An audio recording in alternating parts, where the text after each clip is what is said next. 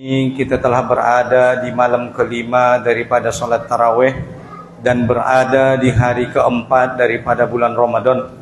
Bersyukur kita kepada Allah Subhanahu wa taala dengan meningkatkan iman dan takwa kita di hadapan Allah dengan cara menjalankan segala apa yang diperintahkan oleh Allah dan meninggalkan segala apa yang dilarangnya. Mudah-mudahan dengan begitu kita semua kelak di hari akhirat adalah tergolong sebagai hamba yang bertakwa, hamba yang insya Allah kelak dengan takwa itu Allah masukkan kita ke dalam surganya, surga jannatun tajri min tahtihal anhar khalidina fiha abada, yang kata Allah surga yang mengalir di bawahnya sungai-sungai, yang orang-orang beriman kekal di dalamnya, yang kata Allah surga itu uiddat lil muttaqin, hanya diperuntukkan bagi orang-orang yang bertakwa.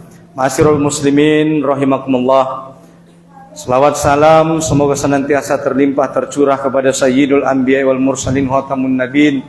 Beliaulah baginda Rasulullah Muhammad sallallahu alaihi wasallam. Allahumma shalli ala Sayyidina Muhammad wa ala ali Sayyidina Muhammad. Mudah-mudahan dengan kita senantiasa istiqomah meneladani mengikuti petunjuk daripada Rasulullah kelak di hari akhirat kita adalah umat yang mendapatkan syafaat dari beliau. Amin ya rabbal alamin. Bapak Ibu yang dirahmati Allah Subhanahu wa taala, berbicara tentang puasa di bulan Ramadan, maka ayat ini dari hari pertama sudah berulang-ulang kali diulang oleh para tuan guru kita di sini. Maka di dalam ayat itu surah Al-Baqarah 183 Allah mengatakan, wahai orang-orang yang beriman diwajibkan atas kalian berpuasa. Maka puasa Ramadan ini adalah hukumnya wajib. Sebagaimana kita ketahui bahwa definisi wajib adalah dikerjakan berpahala, ditinggalkan berdosa. Maka siapa yang meninggalkan puasa Ramadan tanpa ada ujur syar'i sebagaimana yang dibolehkan oleh Allah Subhanahu wa taala, maka berdosalah dia di hadapan Allah Subhanahu wa taala. Di dalam ayat itu Allah mengatakan apa ujur syar'i yang membolehkan seseorang tidak berpuasa. Dikatakan oleh Allah Subhanahu wa taala, "Faman kana minkum maridun aw ala safarin fa iddatum min ayyamin ukhra." Maka kalau ada yang sakit atau dalam keadaan musafir, maka bolehlah dia tidak puasa, tetapi mengganti puasa itu di lain hari daripada bulan Ramadan. Ini adalah bentuk rukhsah, keringanan daripada Allah Subhanahu wa taala. Itulah kenapa Allah mengatakan dalam Quran surah Al-Baqarah ayat 185, yuridullahu bikumul yusra wa la yuridu bikumul usra. Allah menghendaki bagimu kemudahan dan tidak menghendaki bagimu kesulitan. Jadi puasa Ramadan on inda naget pasusah-susah umat di Muhammad. Arana marung ilain Allah doita kemudahan. Isena marun ni Allah. Indai dokon Allah sanga aha marunna. Asal mana marut kira-kira marunne memborat kon got puasa Ramadan, tolana puasa. Isena musafir yang dalam keadaan perjalanan yang bukan bertujuan maksiat, maka bolehlah dia juga tidak berpuasa sebagai bentuk daripada keringanan dari Allah Subhanahu wa taala. Oleh karena itu, puasa Ramadan ini telah Allah mudahkan bagi kita. Nah jolo ayah umat puasa Ramadanon na pido songonon. Madung marulang-ulang kali doon itadokon taybo. Bo pisongoni itaulahan jolo mula kate. Jadi puasa Ramadanon na jolo awal turun na pido songonon. Jadi puasa Ramadanon na jolo tolap marpili. Ise na borat get puaso tola na puaso. Makana di Al-Baqarah 183, 184 idokon Allah, wa 'alal ladzina yutiquna fidyatun ta'amum miskin. Bagi orang-orang yang merasa berat untuk berpuasa, maka hendaklah dia menggantinya dengan memberi makan satu orang fakir miskin setiap satu hari puasa yang dia tinggalkan. Jadi dulu puasa ini masih bersifat belum wajib 100%. Boleh dulu orang tidak puasa kalau dia merasa berat, tapi wajib membayar fidyah.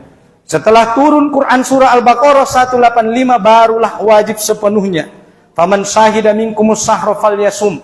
Maka siapa yang melihat anak bulan atau hilal, maka hendaklah dia berpuasa.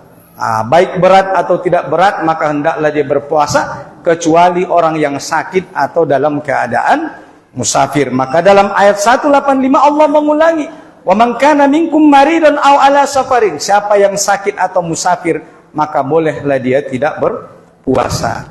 Jadi dulu puasa ini pertama-tama kali diwajibkan oleh Allah Subhanahu wa taala asal ma ayah umak maduk terpodom lung salat Isya inda tola be mangat kon dohot minum. Ise sajo na tarpodom duk sidung salat Isya inda be tola mangat kon dohot minum sampai cogot buse marbuko puaso. Songoni maborat na jolo puaso. Tapi kalau sekarang boleh tidak?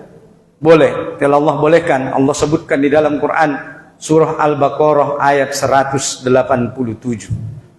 Nah, di situ Allah sebutkan. Maka semenjak itu bolehlah kaum muslimin walaupun dia sudah tertidur setelah Isya rupi 4 kali tarpodem tarsunggul tarpodem buse destola depe mangat kot sampai habis waktu sahur. Najolo na tola. Makanya puasa ini telah Allah mudahkan. Maka bersyukur kita kepada Allah Subhanahu wa taala dengan dimudahkannya puasa ini bagi kita, maka tidak ada alasan bagi kita untuk tidak berpuasa kecuali yang Allah bolehkan sesuai dengan ujur syar'i tersebut. Maka siapa yang sakit, siapa yang musafir atau sudah uzur, sudah tua renta atau sakitnya tidak mungkin sembuh, bolehlah dia dengan membayar fidyah. Ada ulama yang mengatakan sudah membayar fidyah wajib pula diganti di hari lain. Ada yang mengatakan ulama kalau sudah dibayar fidyah tak perlu lagi dia mengganti dengan hari yang lain. Begitu kata para ulama. Oleh karena itu, marilah kita menyambut puasa Ramadan ini berpuasa dengan ikhlas mengharap ridho Allah Subhanahu wa taala, karena memang tujuan daripada ibadah puasa ini hanya satu, yaitu sebagaimana Allah katakan dalam Al-Baqarah 183, la'allakum tattaqun, agar kalian menjadi orang-orang yang bertakwa. Karena memang seluruh amal ibadah yang kita lakukan, baik dari yang sunnahnya sampai kepada yang wajib, tujuannya cuma satu, bagaimana agar kita menjadi orang yang bertakwa. Salat sunnah duhanya, tahajudnya, apalagi tahiyatul masjidnya, qobliyah ba'diyahnya, infaknya, apalagi umrohnya, hajinya, semua amal ibadah yang kita lakukan cuma satu tujuannya, bagaimana agar kita menjadi orang-orang yang bertakwa di hadapan Allah Subhanahu wa taala. Kenapa? Karena menunjukkan betapa pentingnya takwa di dalam kehidupan. Bapak Ibu yang dirahmati Allah Subhanahu wa taala, kalau kita kelak ingin masuk surga Allah, maka kuncinya hanyalah satu, itulah takwa. Peganglah takwa itu. Istiqomah kita bertakwa sampai akhir hayat, maka insya Allah kelak mudah-mudahan kita termasuk sebagai orang-orang yang beruntung. Oleh karena itu puasa ini juga Allah sebutkan telah diwajibkan bagi orang-orang sebelum kita. Alak-alak najolo pemadung marpuaso do nang guita sajo na marpuaso. Songon dia mapuasonya lain najolo adong warna puasa Nabi Daud. Sadari puaso, sadari na puaso. On mea puaso na paling ginjang bagi umat Islam. Arana umat ni Muhammad inda tola puaso terus menerus tanpa henti. Yang boleh puasa tanpa henti hanya Nabi Muhammad. Tapi bagi umat Muhammad tak boleh dia puasa terus menerus. Nah, puasa yang paling tinggi adalah paling puasa Nabi Daud. Sadari puaso, sadari na puaso. On ma puaso di alak najolo. Songoni juo anak-anak najolo biasa puasa di pertengahan bulan setiap bulan Hijriah. 13, 14, 15 Hijriah. Inilah yang kita kenal dengan namanya puasa Ayyamul Bid, puasa di pertengahan bulan, atau yang dikatakan orang juga puasa putih. Ada juga puasa orang dulu pada tanggal 9 atau tanggal 10 Muharram. Dulu ketika Nabi Muhammad datang ke kota Madinah pertama kali hijrah, Nabi Muhammad melihat orang-orang Yahudi di Madinah berpuasa. Lalu Nabi bertanya, puasa apa yang kalian lakukan? Maka orang-orang Yahudi dulu ketika mereka masih berada di Madinah, mereka menjawab, ini adalah hari baik. Hari ini hari di mana Nabi Musa Allah selamatkan dari kejaran Fir'aun, maka kami berpuasa. Maka semenjak itu Nabi Muhammad pun berpuasa pada tanggal 9 dan 10 bulan Muharram, dan juga memerintahkan para sahabat berpuasa. Maka benar ayat Allah yang mengatakan, kama kutiba alal ladzina min qablikum, sebagaimana diwajibkan atas orang-orang sebelum kalian. Oleh karena itu puasa ini adalah untuk Allah Subhanahu wa taala. Sebagaimana kata Rasulullah, kullu amal ibnu Adam lahu illa syam. Seluruh amal anak Adam adalah baginya kecuali puasa. Fa innahu li, sesungguhnya puasa itu untukku, kata Allah, wa ana azazibih, dan akulah yang akan membalas pahalanya di hari akhirat kelak. Indai dokon Allah sangasa dia godang pahalona tukinnai me itaida di hari akhirat. Maka bagi orang yang berpuasa, kata Rasulullah, ada dua kebahagiaan. Yang pertama adalah orang yang berpuasa dia bahagia ketika dia berbuka puasa. Nah, sonang doa samu nak umak nakin waktu berbuka teh. Jo nomor nak berbuka teh Messi sudah pangano.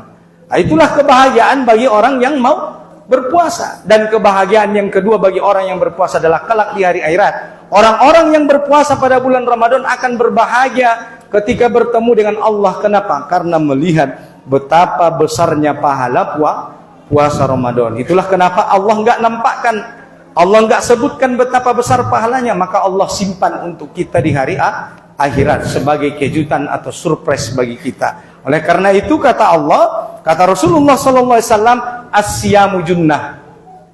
Puasa on ayah umat junnah. Ada junnah ustaz, benteng. Siapa yang mau memiliki atau mempunyai benteng, maka hendaklah dia berpuasa. Puasa on benteng, benteng bagi diri umat Islam. Benteng ngena ustaz, nak marporang dolang itu indah. Ibu-ibu tahu nggak benteng? Kalau benteng itu digempur musuh, itu tak hancur. Kalau sekali, dua kali, tiga kali, tak hancur dia. Ima benteng, mulau na tungguar na dinding, marbeda do dinding dohot benteng. Maka puasa adalah benteng bagi umat Islam. Bentengnya nah Ustaz, benteng dari api neraka. Karena kata Rasulullah sallallahu alaihi wasallam, siapa yang berpuasa satu hari ikhlas karena mengharap ridha Allah Subhanahu wa taala, maka kata Rasulullah sallallahu alaihi wasallam, Allah akan menjauhkan wajahnya dari api neraka sejauh 70 tahun perjalanan. Sadari yang ayah umat puasa, ijauhkan Allah mawajahni basian narakonya sejauh 70 tahun perjalanan. Kalian mak mula 29 puasa kali 70 masa dia dawi bangen narako. Oleh karena itu hendaklah kita berbahagia, bersungguh-sungguh dalam menjalankan ibadah puasa. Mudah-mudahan nanti hasil dari ibadah puasa kita ini adalah ketakwaan di hadapan Allah Subhanahu wa taala. Karena 11 bulan yang akan datang dengan sahrut tarwiyah, datangnya bulan Ramadan, bulan pendidikan, kita berharap umat Islam ini nanti 11 bulan yang akan datang akan tetap bertakwa di hadapan Allah Subhanahu wa taala. Ade, ulak sidung Ramadan sidung masude. Deba ati Ramadan meringgas tu masoji. Anggo Ramadan na tanggung ate. Tiang go di hari biasa onde dan cuma ada tari deso nanti. Insyaallah ison na dong di Banjar tahun nanti. Oleh karena itu Bapak Ibu yang dirahmati Allah Subhanahu wa taala, marilah kita bersungguh-sungguh, mudah-mudahan Ramadan ini menjadikan kita hamba-hamba yang bertakwa di hadapan Allah Subhanahu wa taala, yang insyaallah mudah-mudahan kalau kita senantiasa istiqomah bertakwa, kelak kita adalah orang yang beruntung, yang Allah masukkan ke dalam surganya, surga jannatun tajri min tahtihal anhar. Surga yang mengalir di bawahnya sungai-sungai, yang kata Allah orang-orang beriman kekal di dalamnya, yang kata Allah surga itu hanya bagi orang-orang yang bertakwa. Demikian penyampaian dari Al-Fakir, mudah-mudahan bermanfaat bagi kita semua. Barakallahu fikum. Subhanakallahumma bihamdika asyhadu an la ilaha illa anta wa astaghfiruka wa atubu ilaik. Assalamualaikum warahmatullahi wabarakatuh.